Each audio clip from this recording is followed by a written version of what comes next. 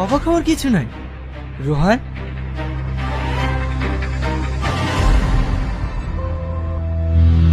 তোমরা যাকে এতদিন ধরে ভালোবেসেছ, এটা আমাদেরই প্ল্যান ছিল।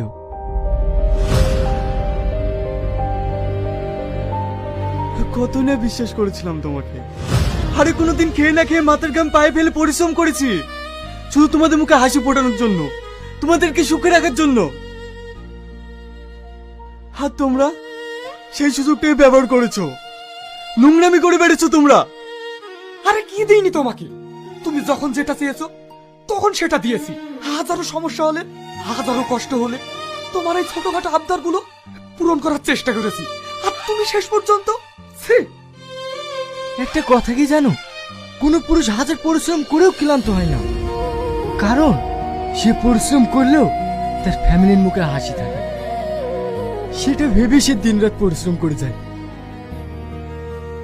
একটা পুরুষের বুকটা কখন ফাটে জানো? যখন তার ফ্যামিলির লোকজনে তার সঙ্গে বিশ্বাসঘাতকতা করে।